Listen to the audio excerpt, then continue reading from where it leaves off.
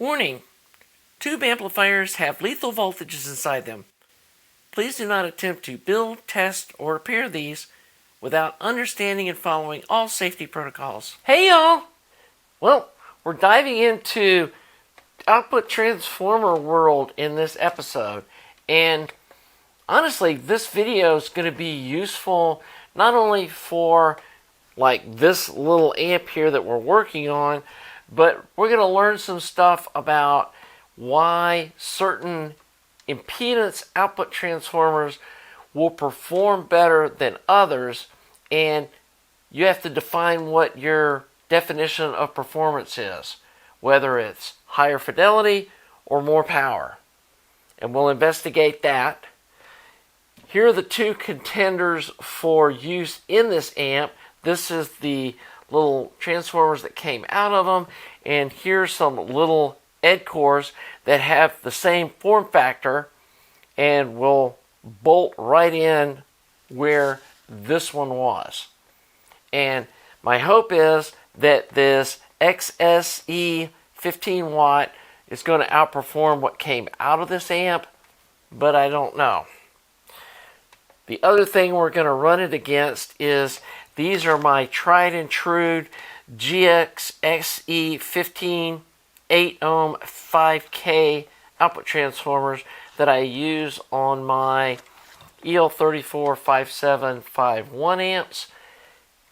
Tried a bunch of different transformers. These little guys are a killer price performance ratio little transformer for an EL34 amp. I've also got, can't really see here, well, there it is sneaking around the side. This is a 3.5K impedance version of the same transformer.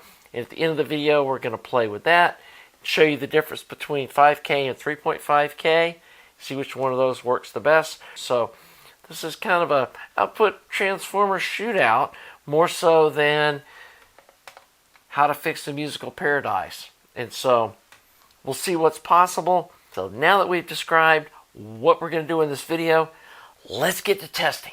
Okay, so this test we are using different output tubes than we used in the last video. The last video we used a pair of new old stock RCA 6L6 GCs that I've used before that are nice sounding tubes. This time we went back to using the Electro-Harmonic 6CA7s, which the owner of this amp told me were his favorite, and he said he's tried a bunch. So we're going to look at the left and right channel to kind of get a baseline of the unmodified versus the modified channel on both the THD versus power and the frequency response curve. This is with the stock output transformers, and then we're going to start swapping in different output transformers and see what kind of performance we get. So again here, even with these tubes, we go past 1% distortion at 250 milliwatts, and at 1 watt we've got close to 2% distortion. At 4 watts, or at 3 watts, we're approaching 3%, and then at 5 watts, we're really close to 4% distortion. And if we're going 6.5 watts, there's our 5% distortion, which some people rate their amplifiers at 5% distortion. I'm going to guess that is into clipping. So let's check that real quick on the scope. You can see the inputs at 0.2 volts RMS. We'll go over our scope, 2 volts RMS, and that's absolutely clipping. So 6.5 watts is past clipping. I'm not going to search for the exact clipping point on the stock channel with these tubes, but I'm going to guess it's probably in around the 5 watt range, because that's about where the THD really turns up.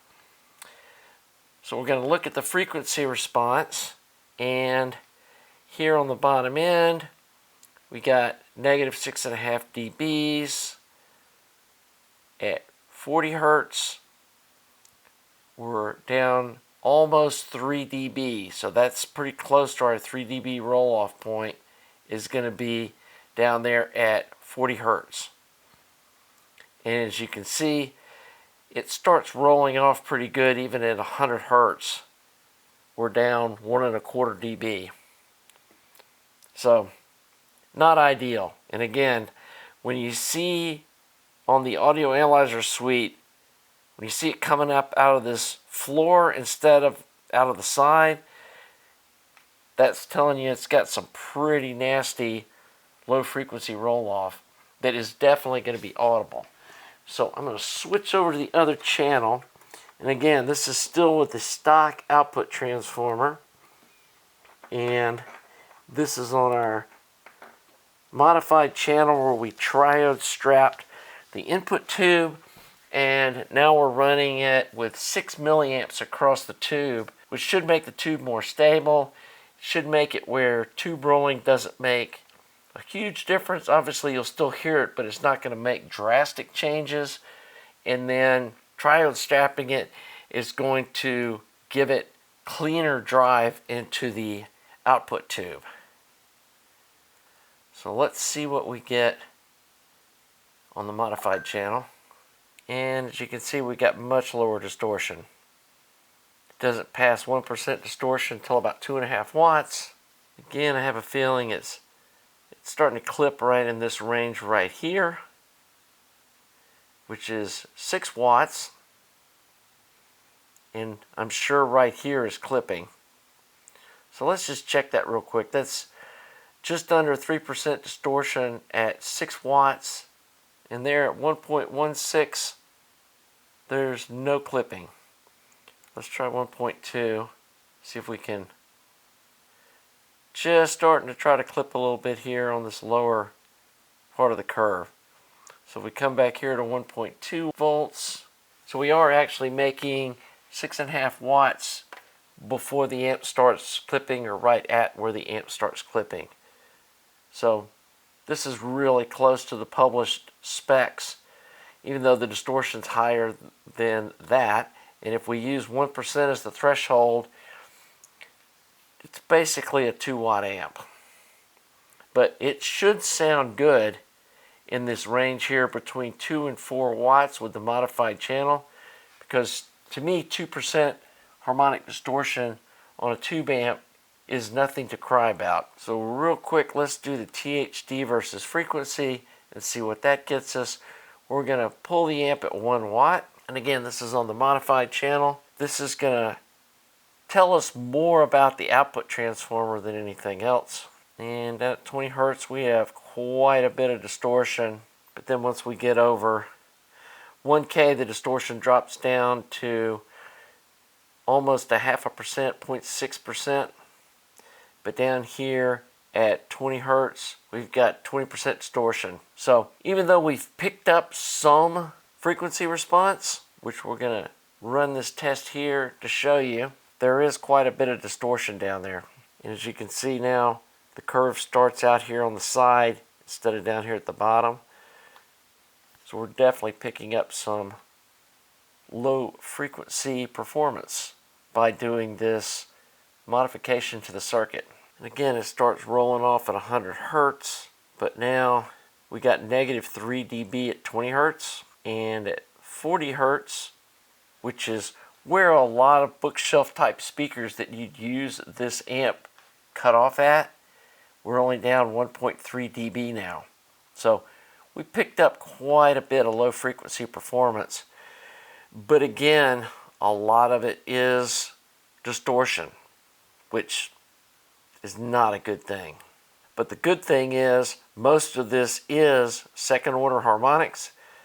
When you see when we click there, this line barely moves, and then when we go down to third order, it drops a bunch, and that's telling us it's mostly even order harmonics. So even being down in the bass zone, it's not going to sound horrible. It's not ideal.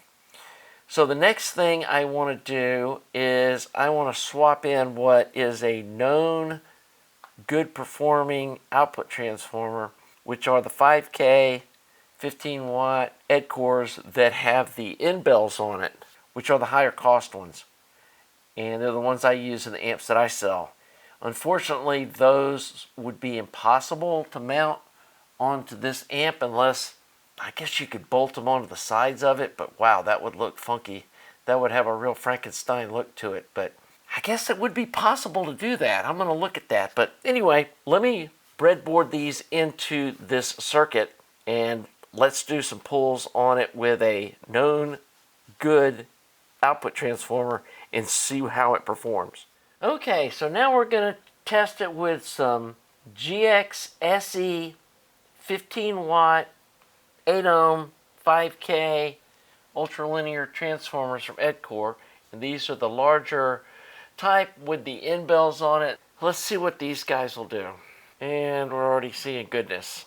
At super low THD, 2 watts, we're only at 0.5% distortion, and right about through there starts to climb. So we're across 1% distortion at 3.5 watts. Here at 5 watts, we got 1.5%. 6 watts, we got 1.7%. And I'm sure this is clipping right in here.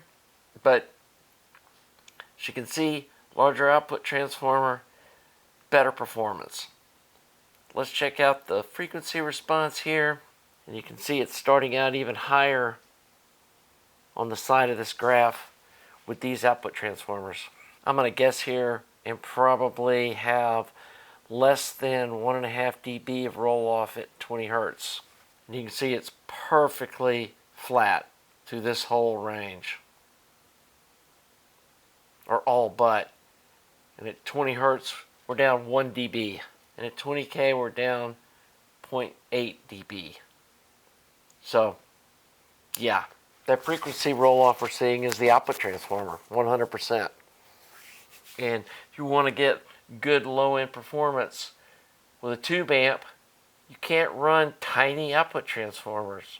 I mean, it's just, part of making this little compact form factor, you have to put small output transformers inside the chassis. And like I said, I'll look, but I highly doubt there's enough room for these to fit inside this chassis. And so this is just kind of an exercise in what is this thing capable of with good iron. I mean, it's possible you could kind of Frankenstein bolt these on the sides, but yeah, it would look pretty weird. But hey, if you're really about performance, that might be an option. So the last thing we're going to check is the THD versus frequency. And remember, before we had 20% distortion at 20 hertz pulling 1 watt of power. And if we'd have tried to pull 2 watts, it would have gone off the scale and the test wouldn't even run. It won't let you run it if it's over 20% distortion. So let's see what it does with these. And again, these are the transformers that I use in my EL34 builds. And again, nothing's changed except for changing the output transformer. You can see down here at 20 hertz, instead of 20% distortion, we've got 4%. At 100 hertz, we got 1%, and we got less than 0.5% distortion through the rest of the range. And this is all good stuff. When we do second order, it's the exact same line, and then when we do third order, the whole line dips way down, especially from like here on, from 40 hertz up. So we got 2 other transformers that we want to try. I've got a pair of the smaller ED cores, which are their XSE 15 watt 8Ks that are small enough to fit inside the chassis. So let's hook these up and see what kind of performance we could possibly get from upgrading to these transformers. So now we've got a EdCore XSE 15 watt 8 ohm transformer hooked up to the amplifier. And this is their kind of budget line. These are advertised as being more for guitar amplifier use. I've never used these before, and so they're pretty cheap, but I wanted to see what they would do, and they will physically just bolt right in to the spot where the originals were. Now, looking at them, I can see that while the iron core part looks to be the same size, the winding itself is much smaller. And so I'm a little skeptical of these guys. Like I said, they weren't real expensive, but I still would have hated to have wasted, probably $190, close to $200 buying a pair of these to try. But hey, that's what this channel's for, is we try stuff so you don't have to waste your money. And we're already seeing higher distortion than we've seen from either transformer so far, which again is not promising. For guitar amp, it's no big deal. They actually want distortion. But for a hi-fi amp, not a good thing. So it's looking like, to me, we're no better off, if not a little worse, than what the transformers these come with. At 2 watts we got 2%, 4 watts we got 3%, 6 watts we got 4%. I mean, that looks really similar to what the other transformer was. But we're doing this to try to fix the frequency response. So let's see what these little transformers do as far as frequency response. And as far as low frequency, these are worse than the ones we took out.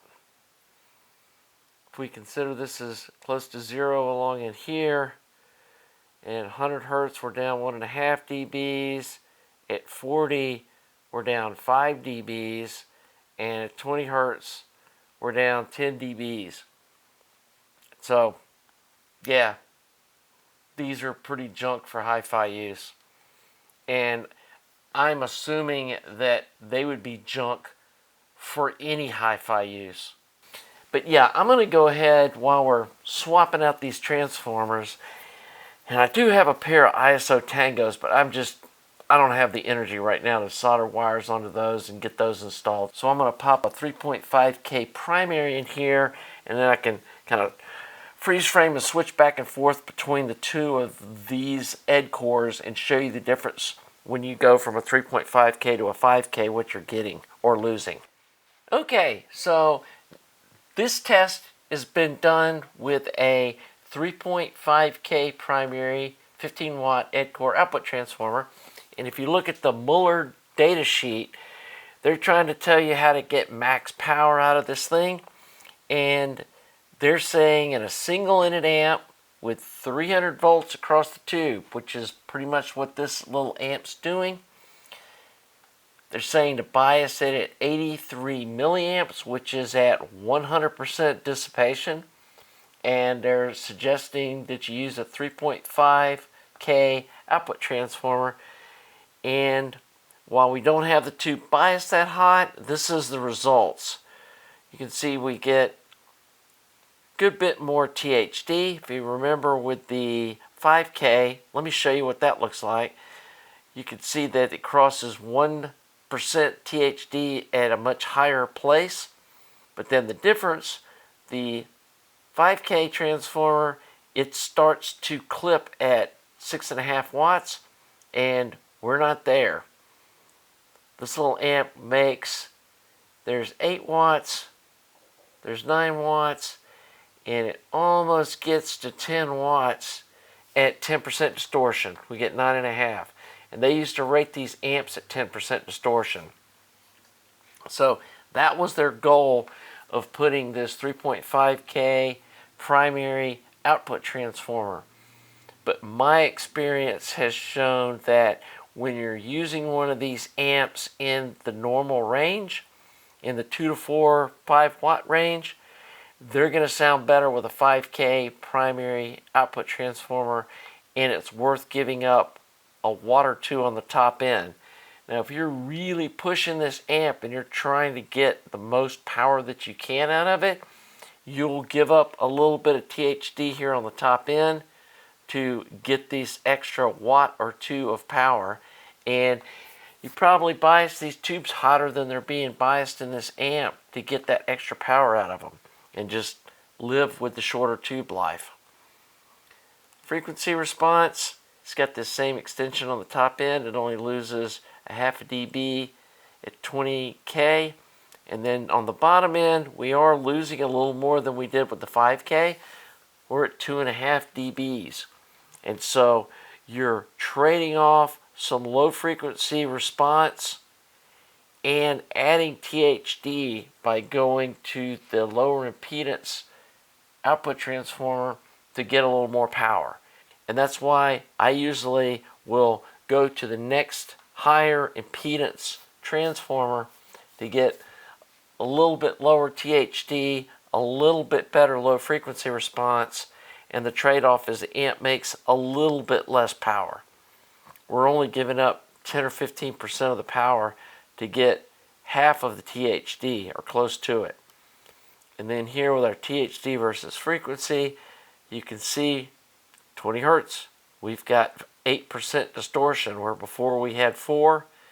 And then down here at 1K, we've got 1.1% distortion where we had, I believe it was 0.5% with the higher impedance output transformer. And this is both pulled at 1 watt. So that's one of the reasons that I chose a 5K output transformer for my EL34 amp. They're running at a lot higher voltage, and so it has an even cleaner sound than this is going to at 300 volts. But hey, that's just what we're dealing with here. So it looks like, unless you're willing to go through some insane gymnastics to try to squeeze one of these 15 watt GX SE transformers inside of this amp, we're just going to stick with the factory output transformers. So this looks like a great place to wrap up this video. And for you folks that have been following along, you're going to look at these curves and go, wait a minute, video 3 and 4 and 5, they're a little different when they're supposed to be the same circuit. And I want to apologize that I forgot that I did the first segments using these Electro-Harmonix 6CA7s. In the fourth video, which I think was the last one that I did, when I was showing the results of the bias change on the input driver tube, I had a set of these RCA, or actually they're GE 6L6 GCs, made USA, new old stock tubes. And these have a little more distortion than these modern production 6CA7s have. So if you see a little more distortion on the graphs in some of the videos than others, I screwed up and didn't actually use the same output tubes. But those videos still have value because we're comparing the left and right channel circuit changes using the same type of output tubes. So the improvement we saw on the circuit was definitely an improvement from one channel to the other. And now this video verifies that using it with the 6CA7s, increasing the bias current on the input tube, dropped the THD, and gave us some more low frequency response. So that was definitely a good move there. So what are we doing here? Well, unfortunately, these little guitar amp small ed cores, the inexpensive ones, open frame, are definitely like output transformers that will not work for hi-fi use. And so, good to know that. Like I said, these will work great probably in a guitar amp, might even give you some cool sounding distortion, but they are not for hi-fi use. Trying to get these bolted inside this chassis is going to be some serious gymnastics. You'd have to remove the power transformer because the bolt holes on the inboard side are going to be underneath the power transformer. I don't even know what that looks like, if there's room to have you might be able to flush mount some bolts and squeeze these things underneath. You'd have to ditch these handles. There'd be holes visible and stuff. So, yeah, we're not doing that. That's, would be a Frankenstein kind of thing. It would sound really good. As you saw from the curves and the testing on the Analog Discovery 2, the clear winner was these 5K Ed cores, which, like I said, these are the ones that I use in my 5751 EL34 builds that I sell. I mean, I guess someone could, you could try to like Frankenstein these things on the outside like that, paint them black, and you get the performance. It'd look kind of goofy, but hey, we're supposed to be listening to amps, not looking at them. So if you were going out for like an all-out build and you wanted to play with that, you could mount some of these like this and get the better performance. And like I said, if you really wanted to get crazy, you might be able to squeeze them on the inside. There's enough room. I can kind of set one in there because I've got this one removed, and I can physically set it in there, but trying to get it bolted in, it's going to be a challenge. And personally, I'm just not willing to go there. That's too much work for me. But hey, it's DIY.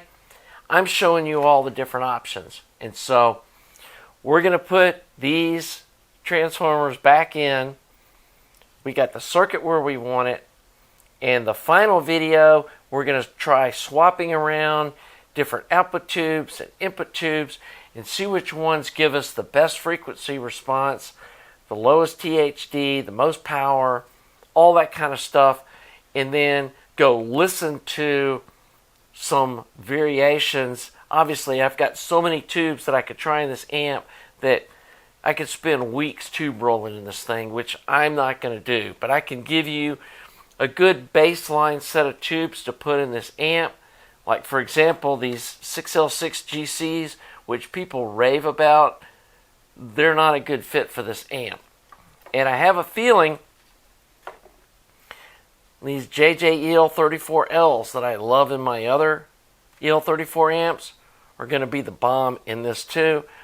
We'll also drop a pair of those Horizon tubes in and see how they perform. So that's all going to be in the next video, and then we're going to wrap this thing up. I'm going to be shipping this thing back to the guy and let him review it from there. I know he's a headphone user, and he can give his whole subjective opinion on the skunky modded one versus the one he's got that's unmodified. And so he can A/B test them that I can't do, but looking at these measurements, I know what we're doing is improving the performance. So, anyway, thanks to all you Patreon supporters. Thanks for all you folks that have made donations to my website. I think some of you are owners of these amps that appreciate what I'm doing and showing you how to upgrade them. Honestly, being able to keep the output transformers in it's going to save you some money. And basically, you're buying just a few resistors and a few capacitors, which I'll make a bomb up for. And, oh yeah, in the next video, I've got to, at some point, do a video about how to physically make these changes. And I'll do that on the other channel. So we'll probably have 2 more videos. I'm not sure if I'll be able to squeeze all this in before I go on my vacation. So it might be the end of the month before I get all this done. But just bear with me. This is going to be a big improvement from what this thing is out of the box. So, until the next video, have a nice day.